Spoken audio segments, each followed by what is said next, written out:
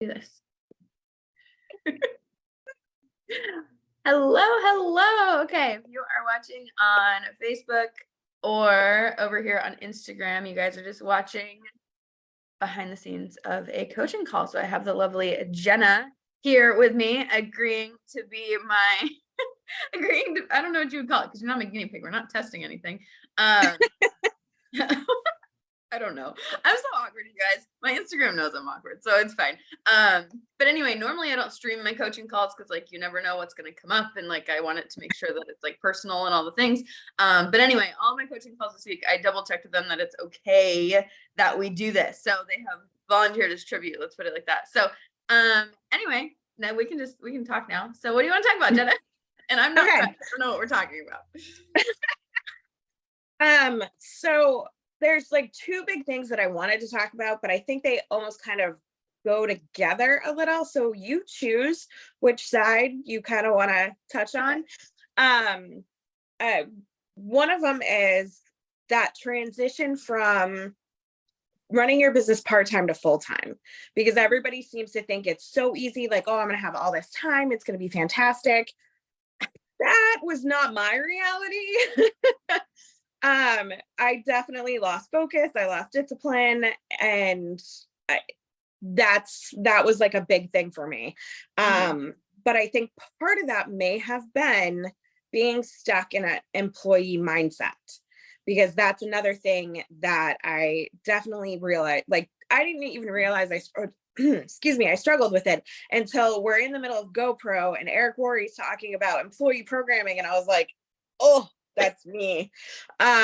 So like I definitely have that like entrepreneur heart, but the employee mindset. And I think that also played into that transition not going well.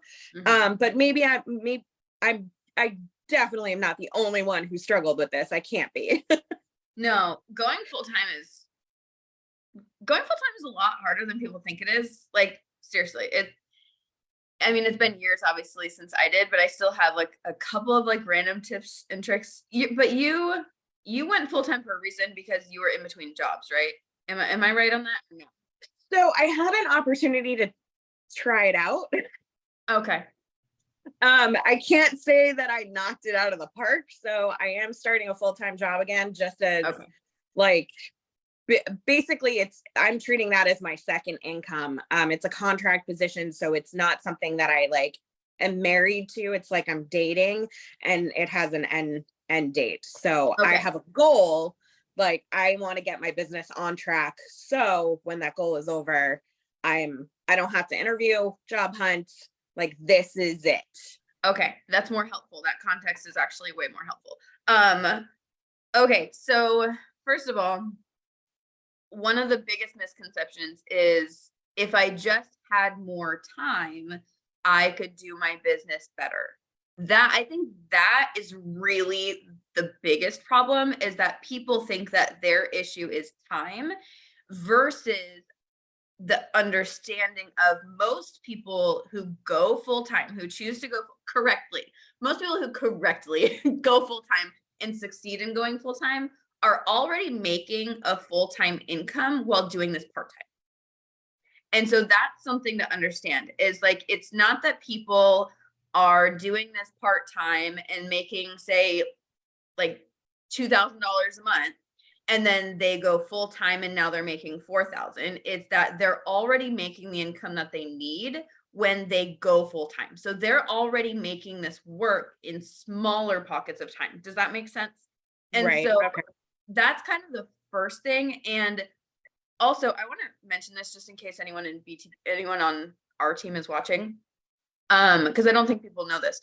And this is a side note to the coaching call, but just because I know we're streaming this everywhere, I take going full-time in this business really seriously. Like, the part-time casual, like, I don't take that as seriously, because I really do want you guys to like have fun and love your business, and I love you where you're at, and whether you want to work this 2 hours, 20 hours, or 200 hours, like, I'm going to be excited for you. You know what I mean?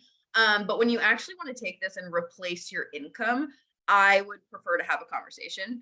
Not you, but anyone who's listening. Like, I would prefer to have a conversation, just because like that's when this becomes like real. And like if you need to like pay your bills and stuff. Like we need to have a conversation.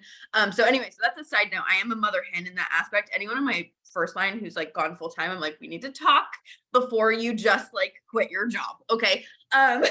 Whereas I think a lot of like, there are a lot of leaders who are like, do it, you'll fly. And I'm like, wait, like, let's think about this. Let's think this through. Anyway, so if you can't do it part-time, you can't do it full-time. That there's no magic in making this full-time. But for me personally, this is just me. I like to have, there's a couple of things that help me when I am full-time. One is being very scheduled. For example, 8 a.m. or 7 a.m. coaching calls. I don't do 7 a.m. coaching calls because I'm up at 7 a.m. Like I do 7 a.m. coaching calls because otherwise I wouldn't be up. Does that make sense? And Yeah. so I actually learned this from Joni. Joni said that your first appointment of the day should be with someone else because you're forced to show up. And so when it's easier to get started when you are showing up for someone else and something that can't be pushed. Even like if I were to do a live video every single day at 7 a.m., that's still not the same thing. I could just say, oh, I'm going to be late. I could say, oh, no one's even going to, like, everyone's going to watch the replay. They won't even know. But when it's a call like this, like I have to show up. And so there's a reason that I do my calls at the times that like I need that extra push. A lot of the time I actually will schedule coaching calls also in the middle of the day because I tend to lose my steam. And so like I'll get started, I'll go great, and then I'll have lunch and I'll like totally squirrel. And so it's like I'll have lunch and like I could be gone the rest of the day.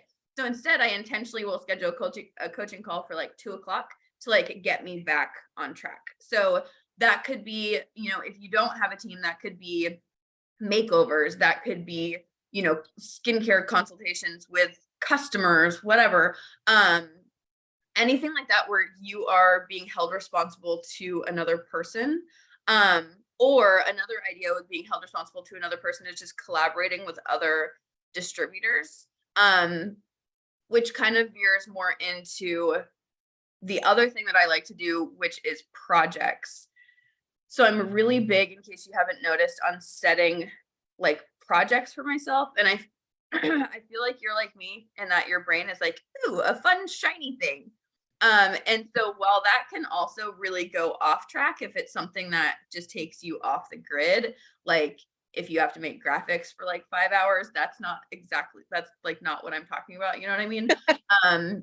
But for example, this isn't exactly a project. No, that's not what I want to say, because that's a different thing.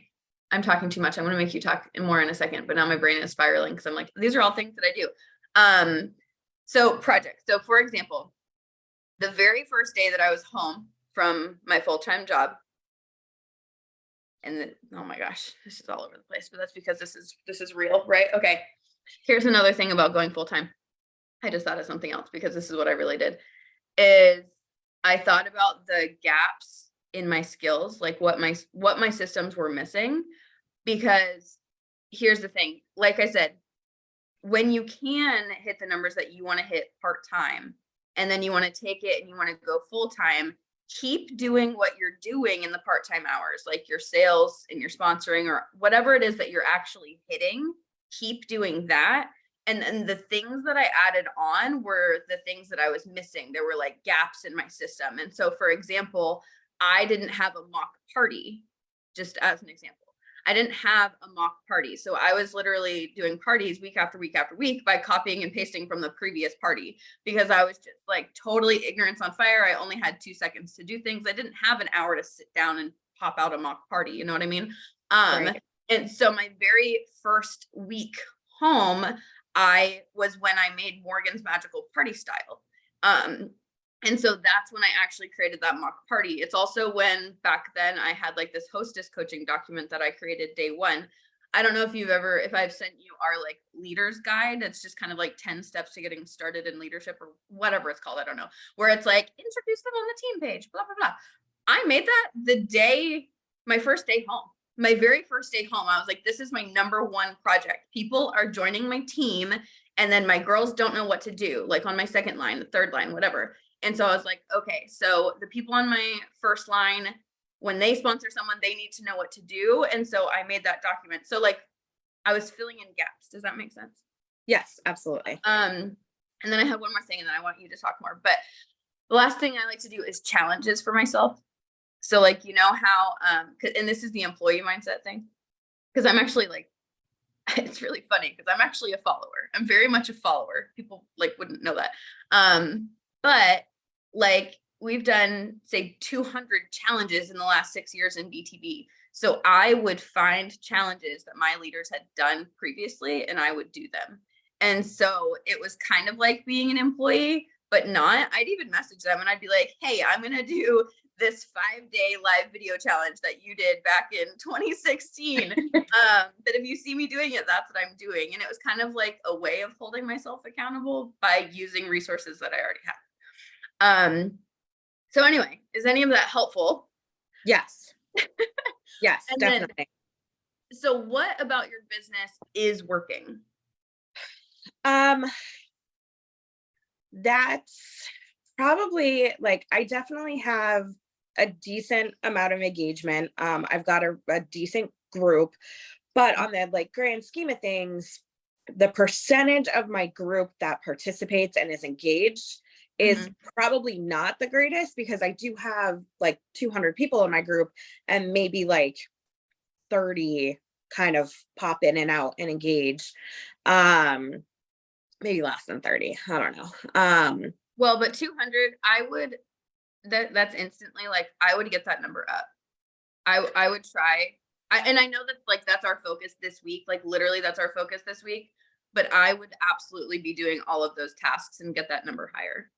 So I did a grow your group like 3 or 4 months ago. And so I don't even remember what I was at for. I think I added at least like 100 people maybe. And I went through as we were doing our last week stuff and like talking to people. There were people in that like other list that hadn't accepted my friend request, that, you know, hadn't responded to any messages. So I felt very stuck in building that relationship with them because I didn't have access to their personal profile. They didn't let me in the door. So I decided to remove them. So I removed about 20 or so people because I was like, if they don't want to be here because their friend dropped them in the group during a grow the group and they didn't ask permission or anything like that, then it's just dead weight that I'm carrying on to that's not helping my group. So I kind of sifted those off. So I could focus on the ones who did accept my friend request, the ones who have commented on posts, the ones who have responded to my messages, even if it's just one time, at least they let me through the door, so to speak. Or they told me I have like an open invite basically. Whereas those other people I kind of feel didn't, and I don't want to keep poking at them in a like through Messenger in a weird way, because I can't see, for some of them, I can't see what's going on in their personal profile to like pull things into conversation. Like I've kind of hit my cap because of that. So I definitely want to continue to grow. I feel like you said, it's something we should be doing constantly. Exactly. And I do feel good about the fact that before I was full-time, I wasn't that great with stories or being consistent on my personal wall. Because before I started this business, I never posted on my personal wall. I posted recipes, cute puppies, and like, that was it. Like, I just did not use social media for like sharing what's going on with me. So like, I've definitely improved there, especially with stories. I'm pretty consistent now where my stories never run out. And it makes me realize that what I'm doing is working when I send somebody a birthday message or I have a conversation with somebody and they bring up that magical lipstick that I'm using. It makes me go, okay, keep doing it because they're watching. They may not be saying anything, but they're watching. So I know that I want to do more with that, you know, kind of how you said, like, do your makeup like on your personal wall, like doing more in stories. That's not just like throwing up a picture, like doing talking stories, you know, sped up, you know, eyeshadow look or something to kind of give them more context, give them more, why they want to come hang out with me. Yes. So it's good to, I love that you like, with your group, you noticed who was engaging and who wasn't.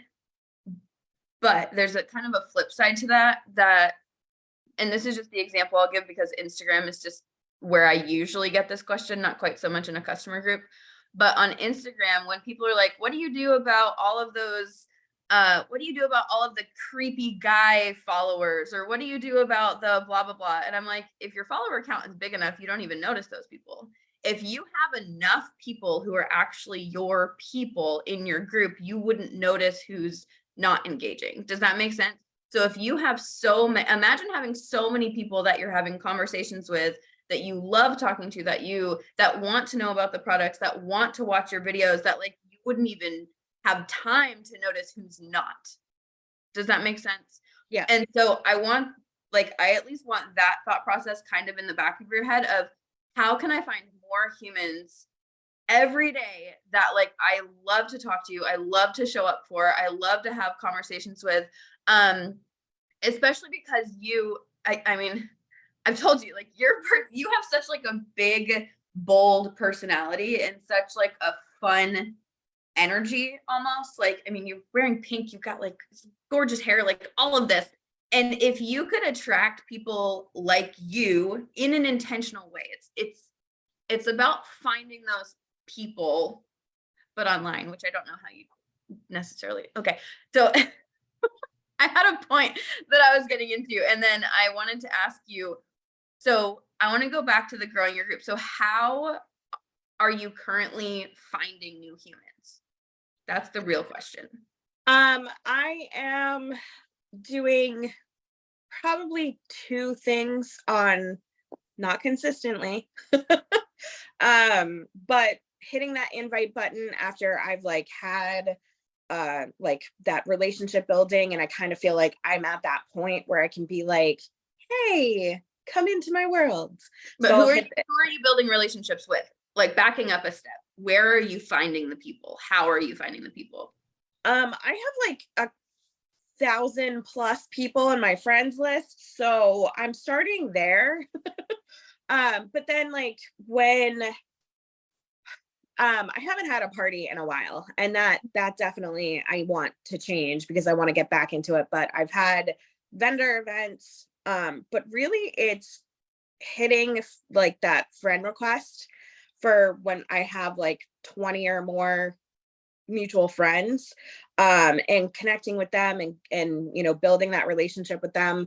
I mean, one of them that I did that with, not only is she in my group, she loves our product, she's posting on our personal wall about our product, but when she does that, I have a new downline because of that, because she posted and somebody commented and they're like, cool, I want this stuff. And I was like, okay. I was like, this is how much it is.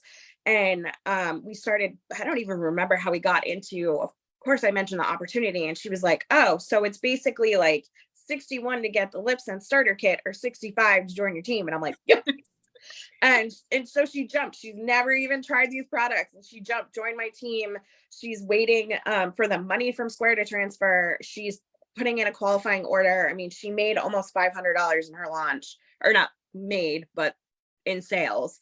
So she's like hitting the ground. I'm like, oh my gosh. And then I had another person who not only became a customer, but she met with me so we could talk about the opportunity. So like, that's just from literally clicking like accept my friend request because we have mutual friends. Like we went to the same high school, but like I don't know that we really interacted a whole lot in high school. So that sort of stuff. And then kind of like some of them have been in like other groups where like hobby groups and stuff where I've like met people or talked to people.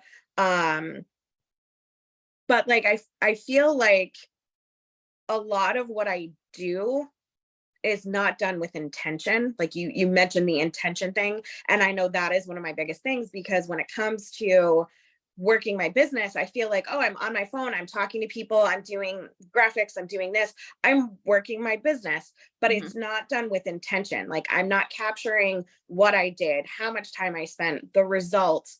Like I'm missing that whole huge piece of it. It's like at the Mhm. beginning that worked because at the beginning I just ran blindly. I didn't know what I was doing and I ran blindly. But at the beginning, my launch was $500. I had a party the following week that was 1,000. Between those two, I booked 8 parties, for the like the beginning of the year. And like I was just running blindly. Like I had 5 people join my team in January. I had, like more people join my team in February. I hit Royal and Waiting. We broke off into a demand. I didn't know what I was doing. I was just doing it. I was literally ignorance on fire, like you say. And then, you know, after that, I was like, April hit and I was like, okay, I love you guys, but I have to go buy and sell house. So I need to like, this is priority, but I'm not going anywhere. Mhm. So I kind of shifted that.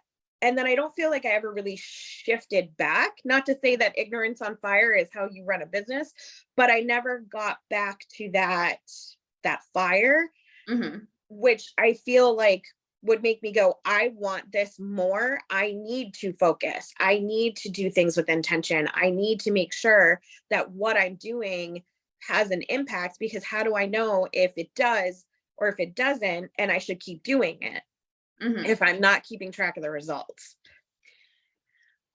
Yes, to all of that. You really hit the nail on the head when you called yourself out on not tracking anything. I'm like, I'm So, really glad that she figured that out because I'm over here like, okay, so we don't know how we're finding leads. We don't know how many leads we're finding. So there are a lot of pieces that are missing, but like I said, it sounds really silly, but the energy is there. And a lot of time it's like if that's not there, it's really hard to bring everything else together. Um, I'm curious, when did you buy the house? Was it last April or the April before? Was it April 2022? it was April 2022. Okay. I think I went under contract with my house that I was selling in April. And then I didn't go under contract with the house that I bought until like May. And then Mhm. we closed June 2nd. And then I Mhm. moved and then Right. I started living in chaos, but whatever. Well, I remember that, but I do want to give you like a little bit of context just so maybe you give yourself a little grace here. You literally, from the sounds of it, the timing was like everything was high and then you probably checked out for a couple of months and then everything was gone. Like we like half our team dipped. Like I mean they just were like bye. Like YOLO, whatever you want to say. Like they pieced out within like 90 days. And so it's like you and again, this doesn't change your business. Your business is your business, like we're talking about. But you did leave at a high and you came back at a low, and you might not even have realized what had transpired in those 90 days. And so it's like coming back with like and wanting to be excited when you're like, where'd everybody go? Can also be like an adjustment. You know what I mean? So like I do want to give you some grace on that because like that adjustment would have been weird to like when we were here and then suddenly we were here. And it's like, again, you might not even have noticed, but the energy shift in our whole team was different in like that exact time frame. But what I wanted to say is one, you do have to track things. I know that's hard. And not track. Let's not say track. Let's make it more fun. What if we, oh, I don't know. Yeah, but And I'm nerdy like you. I like numbers and spreadsheets and well, so but I don't like tracking things. Like if you ask me how many people I talked to last week, I don't know. I actually had someone call me out on that. I'm in this like accountability chat and they were like, "Well, how many leads do you get per week by doing that?" And I was like, "I don't know. I just do it so much that I get the results that I want." And that's what I said. And she and she literally was like, "Well, I wasn't taught that way." I was like, "Okay, we're clearly not the same personality style. I don't know what to tell you." So I would find a number to track that excites you. And what I mean by that is I don't believe in vanity metrics. Nobody does. Like, I don't believe in just because you have more followers, you have more sales, or just because your group is bigger, you have more sales. I don't believe in that. But I do believe that if you can find a results oriented number, even if it's growing your group, which that's what I would be excited to see. Like, I would love to see your group grow. You know what I mean? But even if it is a vanity metric of some sort that doesn't actually lead into sales necessarily, when you can find that excitement to hit a certain number, I do think your energy shifts and your actions will fulfill whatever that is. So if I said, I want you to get your group to 500 people, I mean, that's a huge number. That like made my stomach like, whoa, like 500 is a big number, right? But if I said, I want you to get your group to 500 people, I know that you could do it. I know that you could do it. I know you would be like, okay, how do I get my group to 500 people in a way that's not just random people being dumped into your group, in a way that's like you are intentionally like talking to 300 people to invite them into your group? How can you talk with intention to 300 people? And do you see how that, like, again, that might not interest you, but do you see how that kind of like gives you the action steps? Because then instead of being like, there's so many different things that I could do in my business, if the end result is 500 people in your group, the actions that you take narrows substantially. And so when there's like a focused goal, this all comes back to goal setting. When there's a focused goal, then the actions that you take are going to be smaller. And I think it's a little bit easier to focus than when it's like, I could do anything. And that's the problem with going full time. Circling back, when you go Right. full time, it's like, I can do whatever I want. And then it's like, I'm just going to scroll on Facebook until I figure out what I want to do. And we spend like hours scrolling, hoping for inspiration, when really it's like, what's the goal? Like, what are you trying to get to? Like, what are you chasing? You know what I mean? Not that you should always be chasing something, but like real businesses have numbers that they're trying to hit. For them, it's like sales goals a lot of the time. And of course, the sales goal is great if that motivates you. I know you are motivated by sales sometimes, but everyone's different. So for me, when I'm going to hit a sales goal, I'm actually like I'm less excited to hit a sales goal than I am to hit some sort of random metric that my brain made up, which is not helpful in the least, but that's just what I like to do. So what is a goal that you could make for yourself? How long is this contract for? 12 months.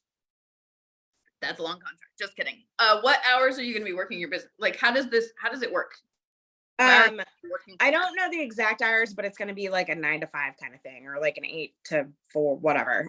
So daytime hours, which is, it's going to be a readjustment for me, but I've done it before. So, like I had a routine where, like I let the dogs out in the morning, I, work my job, and then I, do my end of the evening stuff, and like my shake, snuggling with my puppies, and working my business. That's what I did from like 8 to 12 every night, or not 8 to 12. I don't want to say that I worked my business for 4 hours every night, but that was my window. That was my window. I dedicated that window to like, I'm working my business. Now that doesn't always end up being fantastic, because there are certain things that you want to do because, daylight has nice lighting. But you work with what you got. So like, that's what I would do. And I need to get back into like, that's going to be the schedule I'm getting back into, and then utilizing weekends to batch content and, work smarter, not harder kind of thing. So that's. You want to know a fun fact? I don't know if I've told you this before. I've probably said it live at some point. A lot of people ask me, how on earth do you homeschool? You were already doing this, and this. How did you add in homeschooling? And you want to know the funny part, and you probably know what I'm going to tell you, is it made me better at my business, because I was doing nothing. Like, because I just had all this time in the world and I couldn't figure out how to focus. Adding in homeschooling, literally adding in like 4 hours a day of something else, made my business better. Which is so like wild. It's so funny that you say that, because I literally just broke down like it had to have been Monday. Wow, is it already like a week? Oh my gosh. Um, last week apparently just disappeared. But like Monday morning, or no, oh no, it was Friday. I'm sorry. I'm so sorry. It was Friday morning. I woke up with allergies, just total misery. I remember that. And I said to myself, how am I going to start a job on Monday? Because I was supposed to start this week. It didn't happen. So it's fine. And then the little voice in my head said, you just do it. And then I was like, yep, okay, yeah, you just do it. Like when I operate very well in chaos because you just do it. You don't have a choice. You just do it. And then it was that you don't have a choice thing that just hit me. Like I'm now in a position where I don't have a choice. Like I have to work this job because I have bills to pay. And it was one of those things where I was like, I completely reflected on everything that happened the last 6 months. And I'm like, I had too much freedom. Yep. I didn't have enough structure. When I was working full time, I had to have structure. I had a schedule. I had to stick to it. I have to stick to a schedule with my dogs. They keep me on schedule for them. So I had so much enjoyment in the freedom of being a boss that I forgot how to be an employee. And that all hit me Friday because I was like, I mean, not that I hadn't been thinking about it, but like it hit me in a way that I was like, I'm angry. Like I'm ready to fix that. Like that is not okay. You have 12 months. But I don't even want to give myself 12 months because I feel like that's too much time. Like I don't want to wait a year before I'm like ignorance on fire again. I'm the crazy train again. Like I want to like shorten that time. I would love for it to be like 6 months. That way I have 6 solid months of my business is at this level. So when that 12-month contract ends, I can be like, bye, never coming back. Like this is it. This is what I'm doing. This is my purpose. This is where I want to be. So I definitely feel you so much because that's exactly what I've been going through. When you have all the freedom, you lose that structure, you lose that accountability. And I've always been like that since I was a kid. If I was doing bad in school and my mom had a parent teacher conference, she'd be like, she's not challenged. When she gets bored, she stops. Like she shuts off. But when she's challenged, she's like a straight A student. And that's exactly what happened with my business is that, in the beginning, like I had the structure. I was challenged because I was like, I'm doing all these things. People are noticing. Like, I want to keep going. I want to keep, being the person to watch and, bring something valuable because, when you get to that point where you're a leader that, you're someone to watch, people want to be on your team. People want to listen to you when you give advice. So like, I definitely I need to get back there. I want that chaos and that structure and all the things. So it's really weird that I need to get a full-time job in order to like, but yes, that's how I operate. I operate on chaos. I was gonna say it does happen though, but someday, so say 6 months from now, you hit your goal, which I'm gonna ask you in a second what your goal is. Your actual income goal, because that's when we're talking about going full time, you have to have an income goal. But here's the thing. So when you hit that income goal 6 months from now, and then 12 months from now, you quit your full-time job and you're able to do this. Here's the thing that's kind of like a bigger picture that I don't want to like plant the seed too much because I don't want you to go crazy with it. You know how I take a lot of vacations? I swear this ties in. One of the reasons why I take a lot of vacations is because it forces me, this is going to sound so pretentious. Please don't hate me, Instagram. But literally, when I start like having too much time to where I'm not working my business as well, I literally go take a vacation because when I have to work my business in an hour in the morning and an hour at night, I work my business better. It's so stupid. It's so dumb. And that sounds so, I've never said that out loud. That makes me want to bark. But like, it literally makes me a better business owner by forcing myself to be wildly busy. And sometimes wildly busy means going to Florida with 3 children in the middle of a Tuesday and taking a 3-day road trip. I am so productive. I am so productive. When I'm at home and all 3 of my kids are on their iPads for 4 hours straight, I get less done than when I'm in the car and I only have an hour between road trip stops. Like, it sounds ridiculous when I say it out loud. That's probably my ADHD, but it's like literally, I'm like yelling. I'm so excited to tell you this, but like literally that, what if that's the end result? Not that you, because you have dogs, but like, what if the end result is the way that you replace that, like, hours that keep you from working is going to the gym? Or I think sometimes about like taking up tennis. Like, it sounds so silly, but it would make me more productive. You know what I mean? Like, I thought about coaching Asher's soccer team, which would just add more. No, all it does is make me more productive in the small hours of time that I want to work. You can work your business in 4 hours a day. Yep. But when you have 16 hours a day, what you do is you think about it all day and you don't even work productively for 4 hours. But what if you could stack your whole day, not with a full-time job, but with things you actually want to do that still force you to only work in those 4 hours a day? Does that make sense? Oh yes, absolutely. Yep. Sorry, I got get it. really off track. I should not be telling all of you that, but I'm telling you, it is a legitimate thing. You look at all of us entrepreneurs and you're like, how are they doing all of this stuff? And it's like, because the things that a lot of people think about for 16 hours, we actually do in 4. And then the rest of the day, we are intentionally busy with other things. But then here's also, this is like next level, but the other things are usually somehow also helping our business.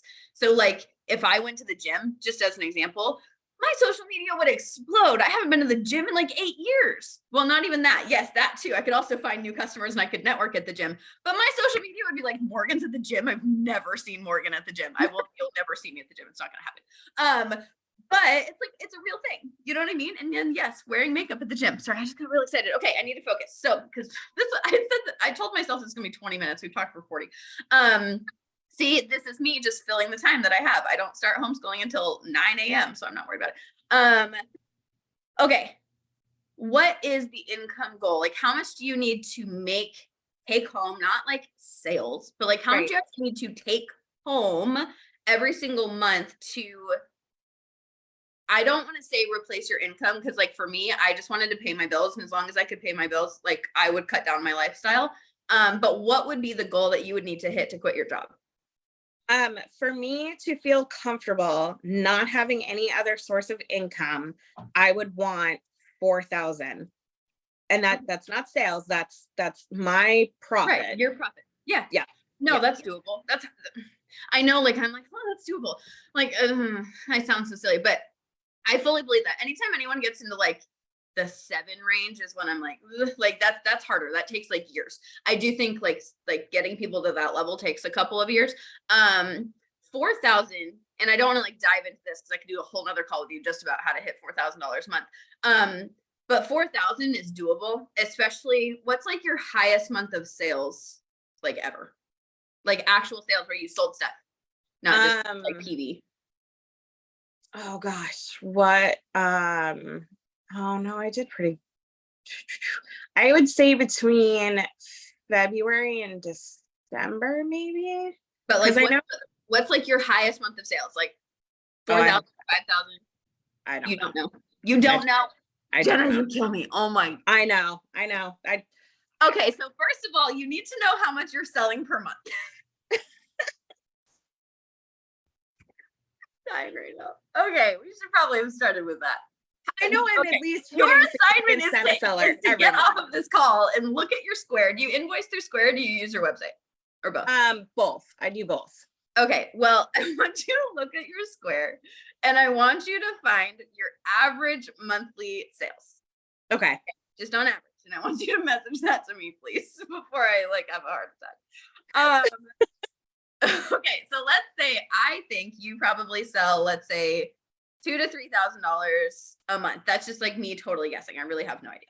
$2,000 to $3,000 a month. And let's say you are, as a business owner, you do have to be more intentional about it. I think people are way too like they don't pay attention to like what discount level they're at and what giveaways they're doing. And so they're eating into all of their profit and they're selling $3,000 a month and then they're making like 200. And I'm like, what is wrong with you?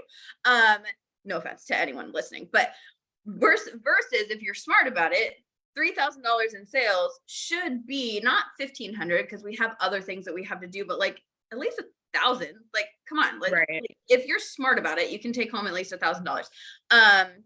So if we can get your sales up to, let's say, 4,000 or 5,000, which is highly possible, we have lots of people on our team that do that, $4,000 or $5,000 a month, and we can get that income from your sales up to $2,000 a month, then we just need to build you a team that does $2,000 a month. And that is, you don't have to do it from that approach, but that's where my brain goes. I like to, and that's the way that I built my business. So that's how I think about it, is I've always gone half and half. So like my commission, obviously now my commission is much higher, but as I was building my business, I always wanted to make sure that like my sales and my commission were basically matching, so that I felt like my sales was doubling my income and my commission was doubling my income. And that's kind of how I approached it. And we can always talk about that on another call because it's been 45 minutes and I feel like I'm taking up all of your time. But I can't give you that specific coaching anyway without knowing where your sales are at. So I will let you go. I will let you go for now. And let me know what your average sales are monthly. And then we will talk a little bit more about creating a specific kind of goal for you to hit in the next 6 months. Okay? Yay. You're awesome. Actually, can you take a picture? Do you have, or no, you're on your phone. Okay. It's fine. We just won't have a picture, but that's okay. It's because I'm going to talk to my Instagram people. So I'll let you go and send me your sales. Okay. I will. Okay. Bye. Bye.